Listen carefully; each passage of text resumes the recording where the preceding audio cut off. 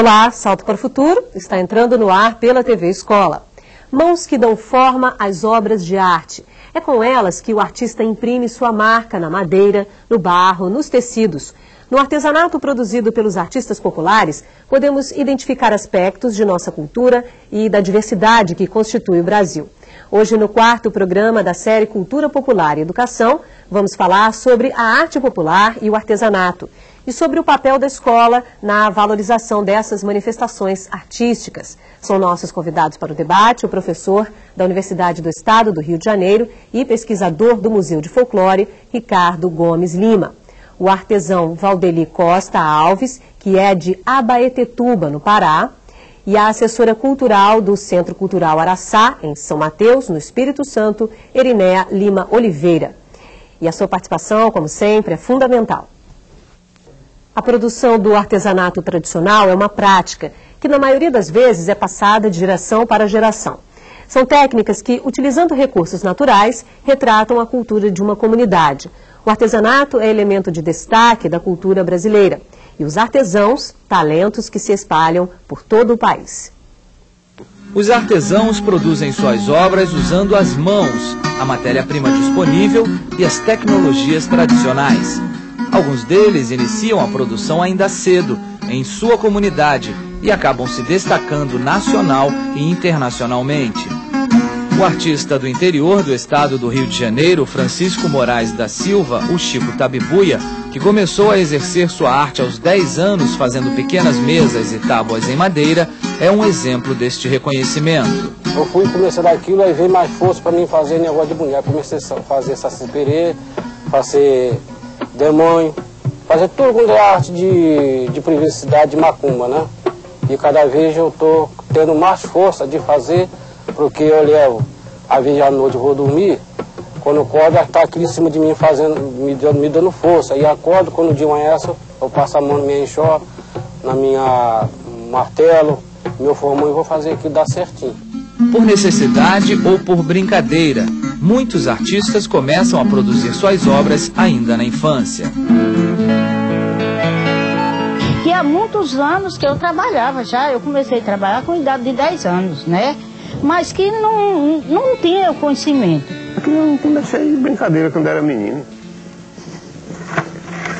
Com 10 anos eu já estava trabalhando nesse trabalho aqui. Se fazia as peças, ia vender por a rua, tocar por feijão, por milho, por arroz, por qualquer coisa. E esse trabalho da gente, a gente vem tirando ele da memória da gente mesmo, sabe? Para criar suas obras, os artesãos precisam de inspiração e também de muita transpiração. Em Candeal, comunidade rural de Cônego Marinho, Minas Gerais, o barro, depois de retirado do barreiro, é colocado para secar no sol. Depois é batido e deixado de molho. Em seguida, é amassado antes de endurecer e receber o traço do artista. Depois que dá um tempo que ele endurece um pouco, a gente vai colocar a boca no outro dia seguinte, né? Depois para deixar em acabamento, né? Igual nós estamos deixando em acabamento isso aqui, ó. Isso aqui tá com 3 dias, hoje tá vendo 3 dias que eu mexo com essas peças aqui, né? Não dá para fazer tudo num dia. Seu Amaro começou a trabalhar com o barro aos 14 anos em Tracunhaém, Pernambuco.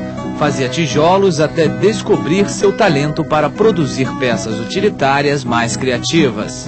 Essa daqui é para pôr jornal, é para fazer arranjos e também para botar comida. Essa daqui é para chope. A criatividade do artista popular não tem limite nem tamanho. Pequenas ou grandes, as obras do niteroiense Adalton ganharam espaço em museus como o da Casa do Pontal, no Rio de Janeiro. O contato com a arte também começou na infância. Segundo o artista, tocar no barro sempre foi uma boa mania. Depois que você acostuma a tocar o barro, você sente necessidade de botar a mão no barro. Nem que seja para você amassar uma bolinha sem fazer nada, mas você tem que botar a mão nele.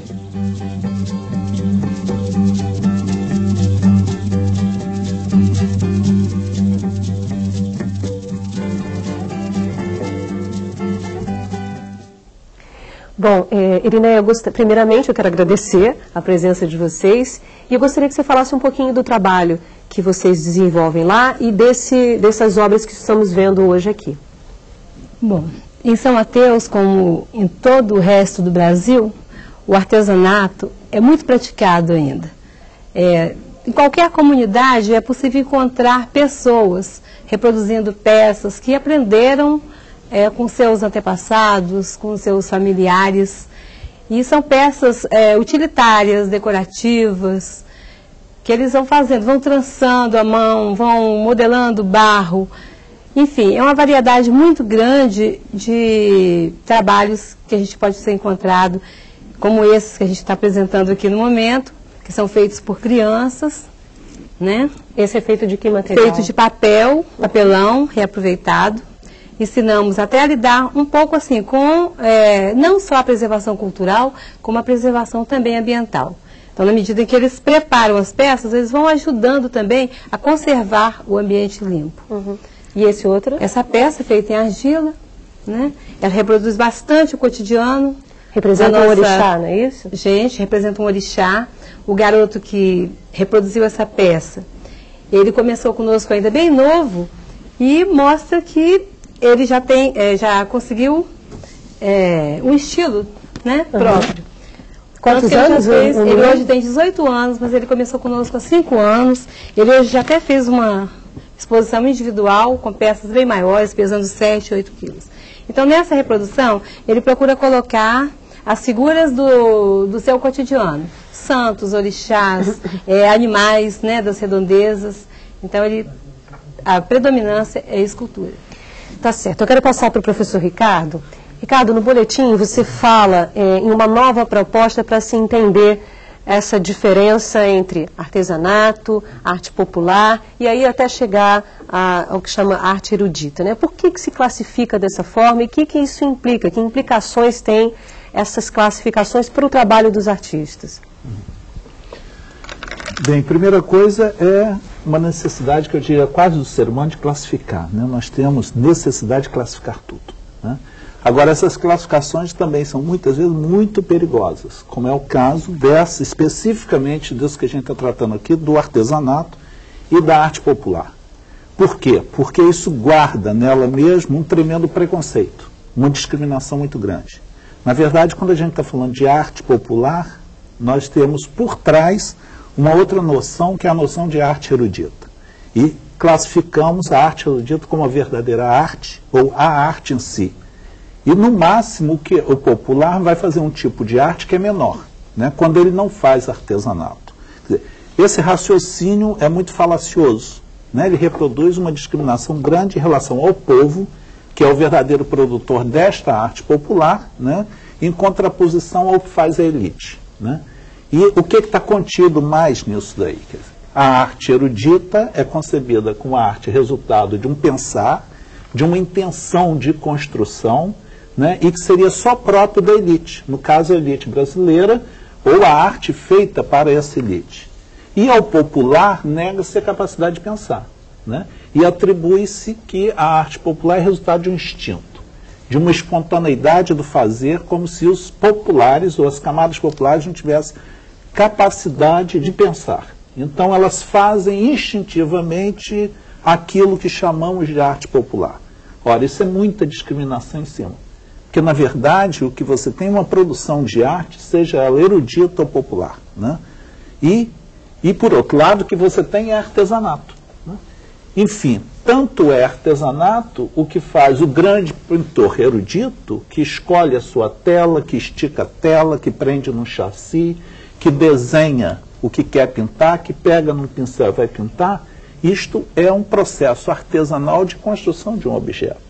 Porque é um processo artesanal que é feito com as mãos. Como também é artesanato o que faz a rendeira ou o produtor de um pote de cerâmica, né? Então, a diferença fica em quê? Na verdade, a diferença, quando falamos em artesanato e em arte, eu proponho que a gente fale em dois discursos diferentes. Quando eu estou falando em artesanato, eu estou falando em processo de produção. A técnica. Em técnica, né? Em fazer com as mãos. Então, como é que o indivíduo constrói com a mão? Isto é artesanato, seja erudito ou popular. E quando eu estou falando em arte, eu estou discutindo uma outra coisa. Eu estou falando em estética, né? Eu estou falando em proporções de formas, em relação figura, fundo, eu estou falando em significados de coisas. Ok, eu quero passar um pouquinho para o Valdeli, que é o artesão, né, Valdeli? Queria que você falasse um pouco do seu trabalho, e como é que foi, como é que começou essa sua paixão pela obra. Bem, a minha paixão por esse artesanato, ela começou quando do Cisne de Nazaré, né? Eu conheci esse artesanato lá no Cisne de Nazaré, em Belém. Mesmo eu sendo filho de Abaetetuba, né? Porque não sei quando começou essa história de brinquedos de Miriti, essa é uma história que ficou perdida no tempo, né? Nunca ninguém descobriu quem foram as primeiras pessoas a fazer essas peças, né? Então é uma história que está perdida no tempo. E as pessoas trabalhavam lá em Abaetetuba o ano todo, né, para o mês de outubro levar essas peças para o Cisne de Nazaré, né? E que é muito comum você ver no Cisne de Nazaré, para quem já teve a oportunidade de acompanhar, ver as girândolas cheias de peças, né, de brinquedos de Miriti. Então eu, né, um ano aí, há 4 anos atrás, eu fui passar o Cisne de Nazaré em Belém, né, e vi lá essa coisa e me encantei, me apaixonei de novo, né? Porque eu, na verdade, nasci em uma casa feita toda ela com Miriti, com esse material aqui. Eu perguntava para você antes de que era feito o seu trabalho, porque eu pude pegar e percebi que é leve, né? E você falou que era Miriti. O Miriti.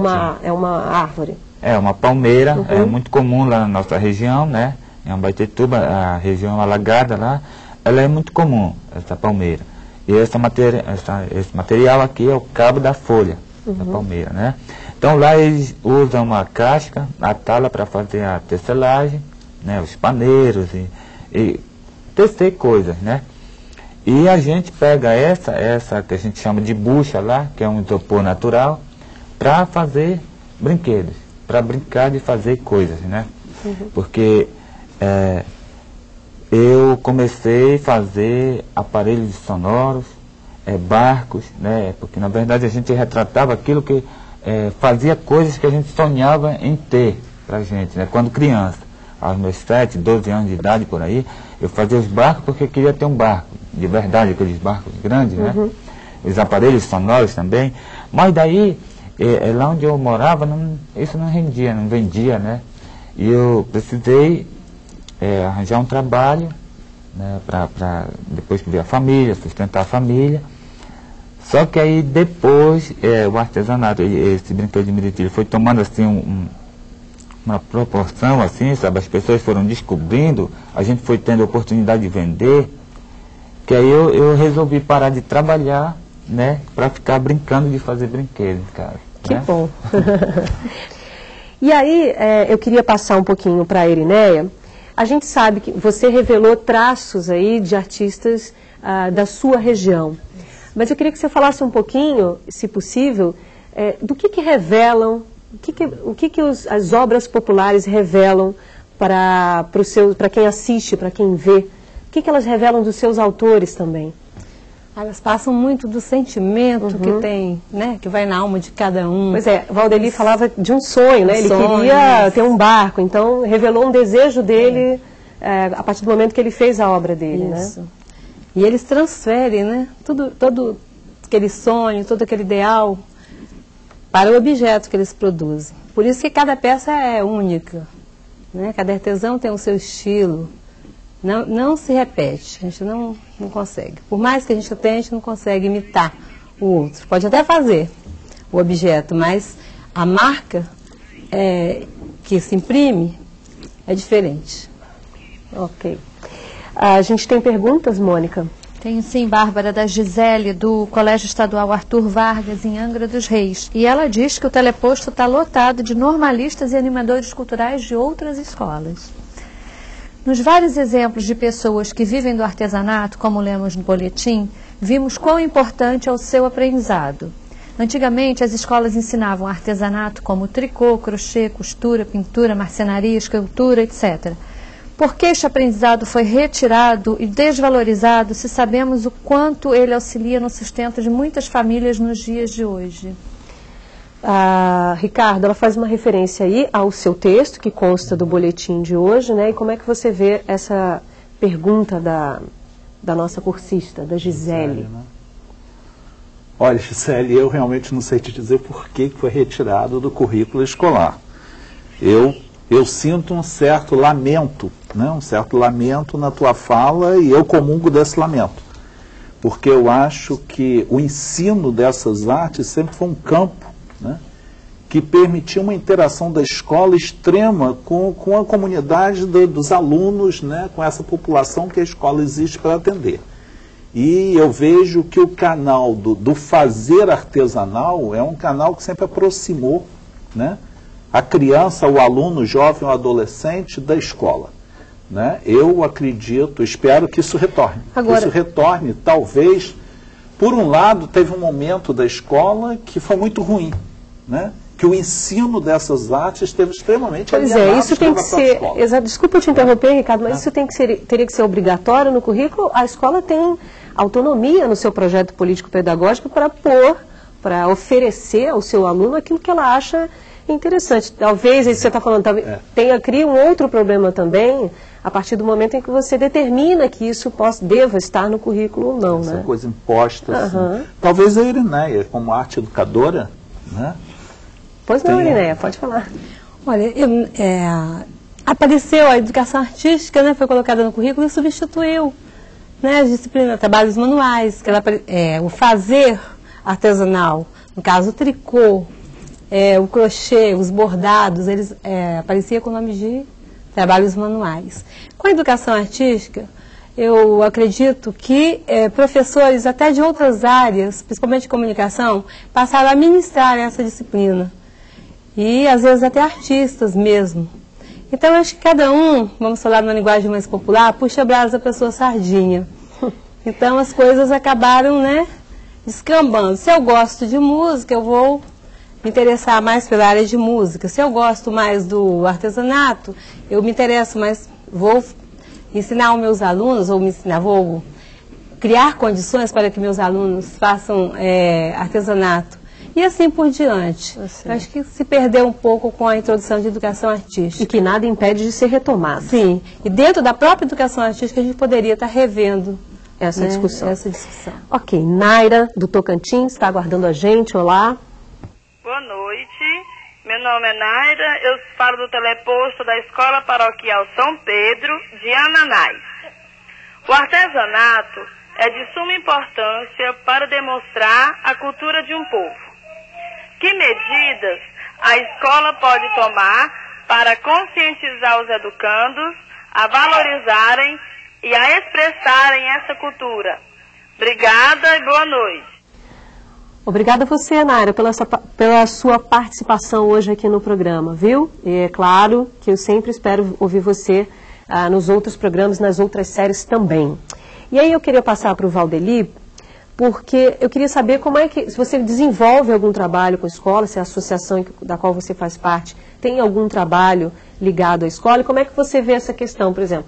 Você visita escolas, você é convidado pelas escolas para falar do trabalho que você desenvolve? Convidado eu fui, né? Inclusive fizemos TCC para 2 universidades lá de Belém do Pará, né? A Federal e a UNAMA.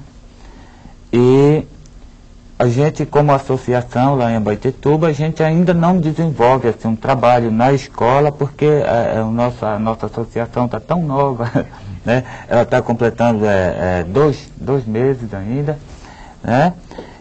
Mas a gente tem isso no nosso estatuto, como um dos itens, né, que é trabalhar dentro da escola essa arte, né?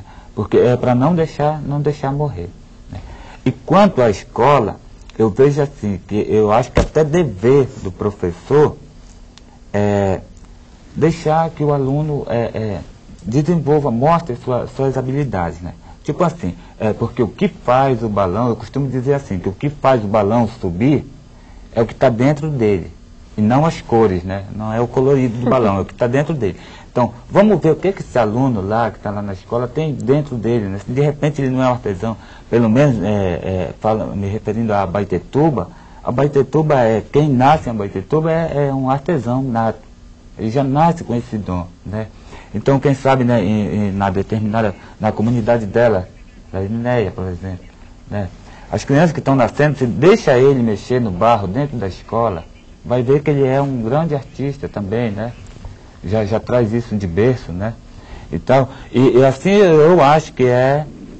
Me desculpe se eu estou sendo... Ela perguntou ali, como conscientizar o professor, os educandos, os educadores também, eu acho que ela não falou educadores, mas enfim, dessa importância de se discutir isso na escola. Você veria, por exemplo, um convite a participar de uma discussão na escola, mostrar o seu trabalho para os alunos como uma forma, uma maneira de o teu trabalho chegar até essas crianças? Com certeza.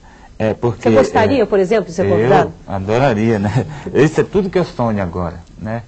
Porque isso aqui faz parte de um sonho meu, né, de infância. É chegar até aqui o Rio, né, aqui na TVE, e mostrar o meu trabalho, né? Então, isso aqui eu quero fazer na escola também, né? Chegar lá, mostrar essa pombinha. Eu sei que se eu fazer isso aqui na frente das crianças, vai despertar o interesse, eles vão sentir vontade de fazer essas coisas aqui, né? E, por exemplo, aqui as peças que retratam a nossa Amazônia, né? Gerou assim uma preocupação com a água, né? A nossa Amazônia tem tanta coisa linda, né? E quem sabe um dia eles não vêm aqui querer destruir a nossa Amazônia por causa da água. Então é bom a gente começar a mostrar as nossas coisas da Amazônia, do nosso Brasil, antes da gente ser atacado pela água, né? Vou mostrar com miriti, com barro, né? Com o artesanato. Tá certo. Bom, é uma preocupação. Depois do intervalo, a gente acompanha um grupo de estudantes numa visita ao Museu da Casa do Pontal, no Rio de Janeiro. Não sai daí, o Salto para o Futuro volta já. O Museu Casa do Pontal, no Rio de Janeiro, reúne um acervo de mais de 4.000 peças feitas de barro e madeira. São obras de artistas populares, artesãos que se destacaram pela riqueza de uma produção que conta a história do povo brasileiro. As visitas fazem parte de projetos pedagógicos de várias escolas e já viraram rotina no museu. Criado em 1991, o Museu Casa do Pontal, no Rio de Janeiro, surgiu da paixão do artista plástico Jacques Van de Beek pela arte popular brasileira. O francês pesquisou o tema durante 20 anos e reuniu mais de 4.000 obras de artistas populares. Escultores como o pernambucano Mestre Vitalino, o niteroiense Adalton e o maranhense Nhozin. Um álbum de família que conta a história do povo brasileiro. Este é o texto de apresentação do Museu Casa do Pontal, aqui no Rio de Janeiro. Em um momento da exposição, ele retrata o casamento. São obras em barro que têm uma característica muito especial. Que característica é essa, Paulo? Bom, a característica está nessas colorações, são essas três cores de barro mesmo, que o artista do Vale do Jequitinhonha, de Minas Gerais, ele utiliza essas três cores para pintar suas obras, para decorar suas obras. Em 2002, mais de 50 escolas visitaram o Museu Casa do Pontal. Esses alunos da 6ª série do ensino fundamental do Colégio Pedro II foram conhecer o acervo do museu. Eles pensam muito em folclore, em cultura popular como passado. E a gente procura mostrar para eles que a cultura popular, o folclore está bem perto da gente. O folclore, a cultura popular é o nosso dia a dia. Com o auxílio de Paulo César Braga, guia do museu, os alunos percorrem o espaço dedicado às obras de Mestre Vitalino e passam a reconhecer detalhes do trabalho do consagrado escultor pernambucano de Caruaru. Mestre Vitalino é chamado de mestre porque, como um professor, ele ensinou muita gente a fazer esses bonequinhos de barro, o pessoal que morava lá perto da casa dele. Durante a visita, esta obra chama a atenção dos estudantes, não só pela riqueza do trabalho em madeira, mas também pelo movimento da serraria. Vou pedir para quem estiver aí na frente apertar aquele botãozinho ali, ó. Estão cortando madeira, serrando madeira para fazer móveis, a carroceria do caminhão ali no canto. O boi, personagem de destaque na cultura popular, também está presente. A obra Escada da Vida, que conta em pequenas esculturas de barro as diversas fases do ser humano desde o nascimento até a morte, encanta a estudante Anitta. Eu acho que o mais interessante foi o ciclo da vida, assim, porque mostra tudo o que acontece com a pessoa, desde que ela nasce até o momento que ela morre, né? Quando eles passam a entender que essa cultura popular está do lado deles, eu acho que eles começam a ver as coisas de uma maneira muito mais gratificante e com um lucro muito maior de conhecimento para eles mesmos. Cada aluno traz um pouco da sua cultura, traz um pouco de si, porque a arte popular brasileira está no meio do povo mesmo.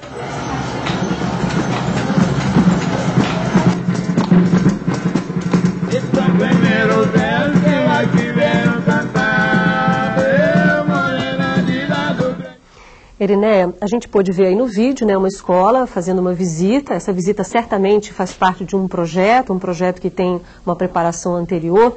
E aí você me disse que o centro desenvolve trabalhos com escolas lá da sua região. A partir desse contato que você tem com as escolas, como é que você acha que um trabalho que fale sobre arte popular, sobre manifestações folclóricas, enfim, pode ser integrado ao projeto pedagógico da escola? O que a escola precisa para desenvolver um projeto pedagógico que valorize essas obras? Ela precisa estar predispondo essa criança para receber isso, porque em todas as comunidades, não sei de qualquer comunidade, tem um artesão.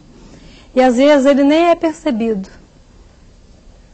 A pessoa que faz a renda, a pessoa que faz o cesto, a pessoa que confecciona a boneca de pano, o bordadinho, a mão, mas ninguém percebe, está tão próximo que não se dá conta, né? Então é preciso que a escola ela esteja trabalhando no sentido de levar esse artesão até a escola, e também fazer o processo inverso, a criança olhar para esse artesão. Nós realizamos um trabalho contextualizado, então partimos do estudo dentro da própria comunidade.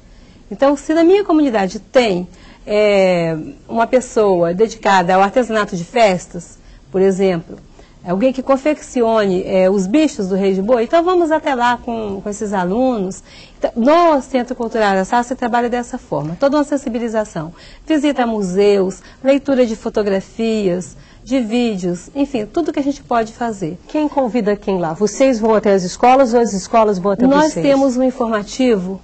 E através desse informativo a gente divulga tudo o que acontece no Araçá. Esse informativo é mandado para as escolas e as escolas também ficam sabendo do que acontece, né? Então, através dessas notícias, as pessoas nos procuram, né, para visitas, até para fazer e nos convidam também.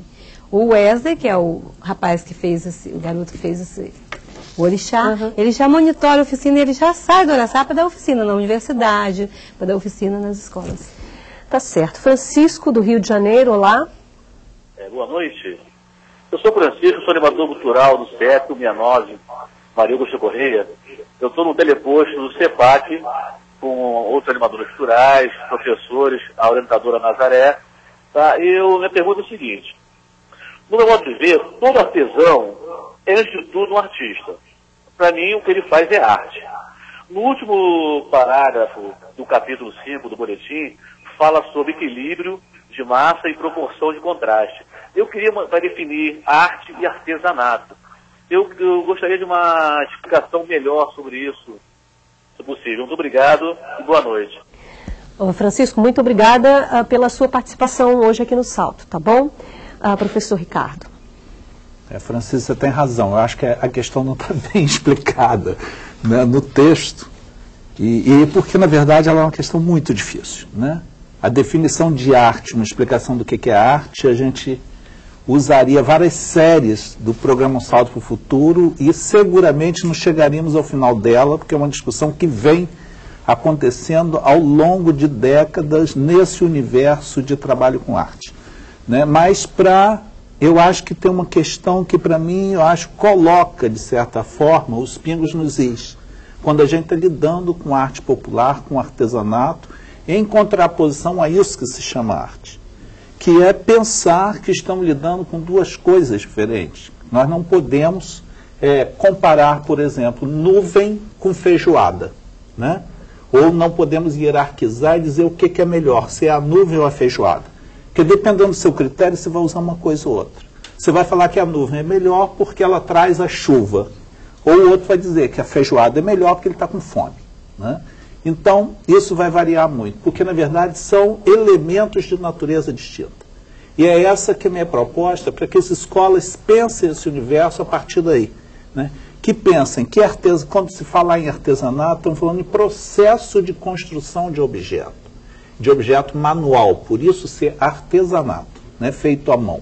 Então, toda vez que a gente estiver discutindo como é que se coleta matéria-prima, como é que se processa matéria-prima, como é que eu trabalho com que ferramentas, ou se eu sigo risco ou não sigo risco, se eu pinto ou não pinto, aço o barro ou não, eu estou discutindo no campo do artesanato, do processo de confecção, do processo técnico. Agora, toda vez que eu estiver discutindo se essa escultura feita ali, ela é a reprodução de um orixá, ela possui determinados significados, ela representa um universo cultural do homem brasileiro. Enfim, quando eu estou discutindo que aquele objeto que é artesanal, né, ele também está inserido numa rede de significados, quando eu estou falando não do processo técnico, mas do processo de significado desse objeto, eu estou discutindo arte. Okay. Ou quando eu estou falando, só para concluir, quando eu estou falando, né, que esse objeto ele tem proporção de formas, ou que as formas foram distorcidas intencionalmente para incentivar determinadas coisas, eu estou discutindo arte. Eu não estou discutindo o processo de feitura dele, mas a intenção dele. E eu acho que se a gente lidar nesses dois campos, eu acho que esclarece muito das confusões sobre esse campo. Ok, agora vamos com perguntas com a Mônica, né, Mônica? Eu tenho um e-mail da Cisene Narciso, de Anápolis, Goiás. O artesanato é considerado como cultura popular, por isso não é valorizado em nossa sociedade atual. Como trabalhar esse assunto para que possamos mudar essa visão na sociedade? Eu queria ouvir um pouquinho o Valdeli em relação a isso. Você vê o seu trabalho como arte, nós vemos o seu trabalho como arte, certamente. Você acha que ainda existe, de uma certa forma, como ela diz ali, essa não valorização de um trabalho como o seu, como arte? Existe sim. E como é que você acha que a escola pode pensar isso, ou discutir com seus alunos, ou com os próprios professores também? Bem, eu aconteceu um fato comigo até, assim, lá em Baitetuba, que me deixou muito assim, para baixo, né, com relação ao artesanato aqui, que foi uma professora, né, eu ia fazer a decoração de um aniversário lá, né, e todo mundo isopor. E aí, de repente, o irmão da professora lá falou para eu fazer uma casa de Meriti para colocar os presentes e tal.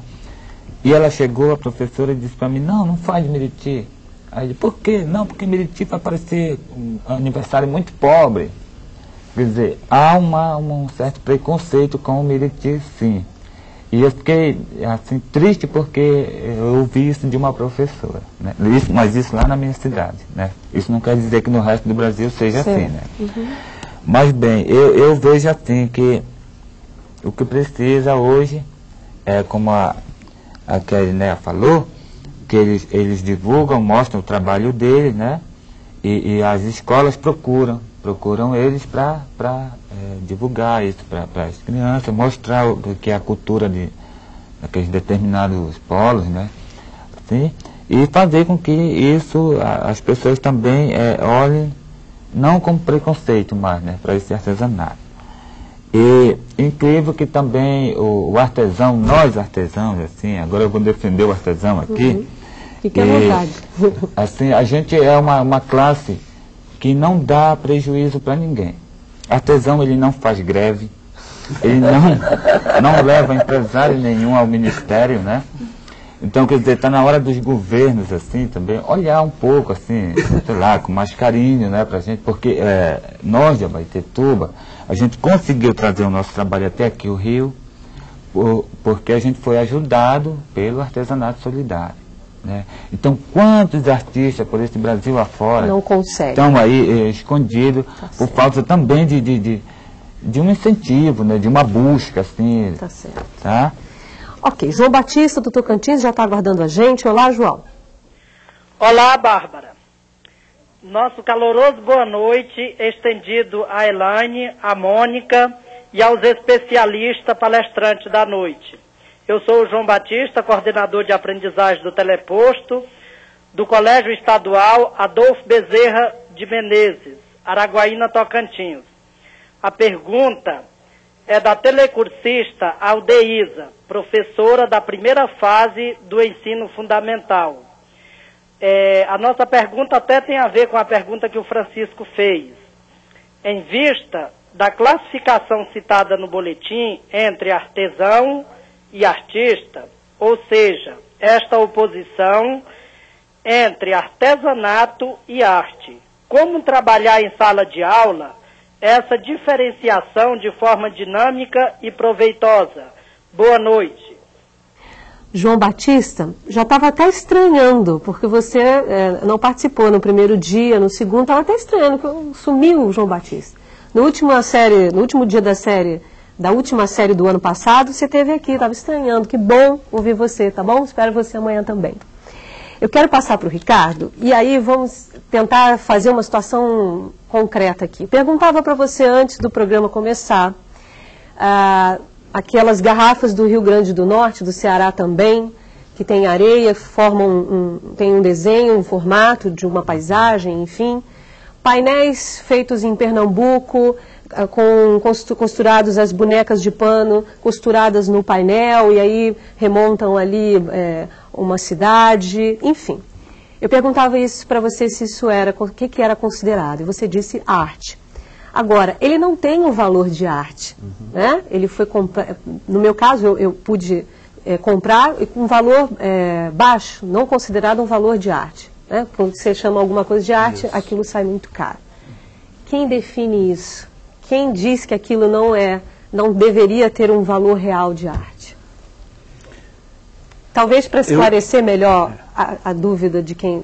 Olha, eu acho que, na verdade, somos todos nós que estamos dizendo isso. Pois é, porque você também comentava... sociedade... Perdão, porque você também comentava que num determinado dia saiu uma reportagem num jornal carioca mostrando uma determinado trabalho de arte. No dia seguinte, aquilo subiu, a quantidade de produtos vendidos subiu exorbitantemente. Exatamente.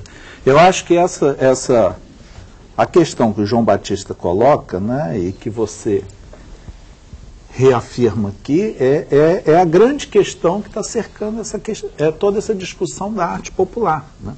Existe um tremendo preconceito sobre a arte popular, e esse preconceito, na verdade, é um preconceito que não é meu, nem seu, nem coisa. Ele está impregnado na sociedade como um todo. Ele está dentro da escola quando uma professora fala que a casa de Meriti é mais pobre do que a casinha de isopor, né? Isso é verdadeiro, esse sentimento de negação das coisas brasileiras na sociedade brasileira como um todo, né?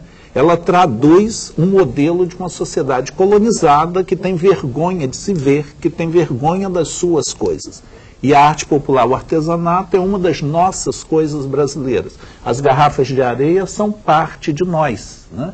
O vídeo que se apresentou no início era muito feliz, porque ele narrava num determinado momento que o folclore e a cultura popular são coisas da nossa realidade, elas estão coladas em nós. E a gente parece que tem vergonha disso no Brasil. Nós compramos grandes artesanatos de fora, enfeitamos nossas casas, porque isso é bonito. E quando é artesanato brasileiro, a gente acha que é feio. O caso que você cita foi de uma atriz famosa de rede, de televisão famosa, que sai na capa de uma revista falando da admiração que ela tem pelas bonecas do Vale de Jequitinhonha. E o Museu de Folclore, no dia seguinte, recebeu 1000 telefonemas de pessoas no Rio de Janeiro perguntando se tinha as bonecas lá à venda. Okay. Né? Então é preciso mudar um pouquinho essa visão de que o país... desses agentes também. E a televisão. Então programas como esse, eu acho que são da importância de mudar essa concepção no país. Ok. A gente tem perguntas ainda com a Mônica, né, Mônica? A Silane, de Anápolis, Goiás. É comum vermos pessoas se encantarem com a beleza da produção, dizendo ser inexplicável o fato de pessoas tão humildes produzirem coisas belíssimas e criativas, como se o povo não pensasse sobre aquilo que realiza. Seria possível mudar essa concepção, mostrando que cada artesanato tem um significado histórico e até mesmo de vida da pessoa que o realizou? Irineia, no seu caso é possível, né? Pelo menos você está conseguindo fazer um trabalho legal lá em São Mateus, né? É possível. A gente tenta levar as crianças a fazer pesquisas, a conversar com os artesãos, a saber um pouco mais das nossas origens, as origens do povo brasileiro. Porque aí está a valorização. Você só valoriza aquilo que você conhece. Então, quando você sabe a proveniência, como isso chegou até nós, de que forma, quem deixou, quem legou, você passa a dar mais valor. Até a brigar por isso, eu diria. Pode falar, Ricardo. Deixa eu dar uma entradinha aqui, né? Eu acho que é exatamente esse contato, né, com o artista popular que pode abrir um canal de mudança muito grande. Porque, em princípio, os artistas populares são mestres, né? E não é à toa que eles são chamados de mestres. Não foi à toa que o mestre Vitalino ficou conhecido como mestre, né? Quando se chama mestre é porque eles ensinam muito. Eu me emociono várias vezes quando ouço o Valdeli falar. Quer dizer, é um artesão que está aqui do nosso lado e que tem uma sensibilidade, não só com as mãos para construir um objeto como esse, mas também com a fala, né? Okay. Ele consegue externalizar a coisa que ele está pensando. Então, dizer que o popular só faz com a mão e não pensa com a cabeça é um tremendo erro. Absurdo. Certo? É certo. Neuza, do Tocantins, está aguardando a gente um tempinho. Olá, Neuza. Oi. Meu nome é Neuza, sou telecursista do teleposto do Colégio Vereador Pedro Xavier Teixeira de Nova Rosalândia, Tocantins. A pergunta é, o boletim retrata a ligação do artesanato com o povo e da arte com a elite. Olhando por esse prisma, em que se encaixa o grafite? Boa noite, muito obrigada. Obrigada, Neuza, pela sua participação hoje aqui no Salto. Eu não consegui ouvir o final. Em que se encaixa? Grafite. O grafite. Quem poderia falar, Irineia? Olha, eu vejo como arte. Para mim, tudo que sai, que a pessoa pensa e expressa esse pensamento de uma forma criativa, para mim é arte. Não vejo diferença. Ricardo? Eu diria para a Neuza, quer dizer, que o objetivo da apostila foi dizer que se existe isso, arte, artesanato, elite e povo são categorias a serem rompidas. É essa a intenção do texto. Existe essa classificação, mas vamos tentar rompê-la, né? E quanto ao grafite, o grafite é uma forma de arte. É uma expressão de arte, ela expressa concepções, valores, etc. E aí nós estamos falando de arte. Agora, se eu escrever um trabalhinho dizendo como é que o grafiteiro desenha, se ele faz um risco primeiro ou não, se ele começa da esquerda para a direita, da direita para a esquerda, eu estou descrevendo o processo de confecção do grafite, é artesanato. Entende? Okay. São discursos diferentes. Mohamed de Roraima está aguardando a gente. Olá. Boa noite. Meu nome é Faruk Mohamed, trabalho no Museu Integrado de Boa Vista. Me encontro no Centro de Formação Tecnológico para Docentes. Sabemos que a arte sempre entrou na escola pela porta dos fundos. E mesmo assim disfarçada de ofício manual, fanfarra e etc. Tendo somente uma hora semanal, que muitas vezes era cedida para a reposição de aula dos professores das disciplinas ditas mais sérias, como português, matemática, biologia, entre outras. A pergunta é, o que fazer para reverter esse quadro nos dias atuais? Mohamed, muito obrigada pela sua participação, tá bom? E aí, como essa é a tônica que está, né, nesse bloco particularmente, eu queria ouvir a opinião do Valdeli também. A gente volta, essa pergunta está sendo recorrente, então é a dúvida dos professores e aí do Mohamed também, né? Como é que mudar esse quadro, essa visão, dentro das próprias escolas em relação ao trabalho dos artistas populares? Bem, hoje a gente vê assim que as escolas, né, que eu posso falar muito aqui pela minha região, certo, né? A nossa escola, ela se preocupa muito em valorizar a internet, né? O curso da internet na escola. Só que para mim, às vezes eu estou falando aqui, o que eu penso, o que eu vejo, né? Que também precisa valorizar, dar o mesmo valor que dá para a internet, para quem faz isso aqui. Porque quem faz lá o chip de computador, ele é um artista. Porque é muita cabeça para fazer um chip de computador, né? Quem criou aquilo ali. Mas quem criou isso aqui também é um artista, sabe? Ele bateu muito. Agora a gente faz, porque a gente olha, alguém já criou isso aqui.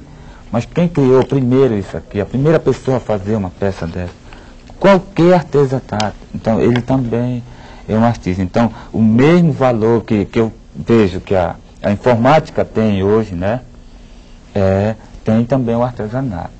Então, há de se pensar nas secretarias estaduais, eu não sei, aqui do governo federal, os ministérios, né, da cultura, que coisa, e ver como fazer, sabe? Porque a gente já tentou de baixo daqui, né? Só que a gente não tem muita força, né? Então é bom que pense lá de cima, porque aí fica bem mais fácil, né? Tá certo. Bom, agora a gente vai para um rápido intervalo e na volta os nossos convidados fazem um resumo do debate. Até já. Salto para o Futuro está de volta e a arte popular é o tema do programa de hoje. A partir de agora, nossos convidados fazem suas considerações finais sobre o tema. Eu quero começar pelo professor Ricardo. Quais são os seus destaques sobre o que discutimos hoje aqui?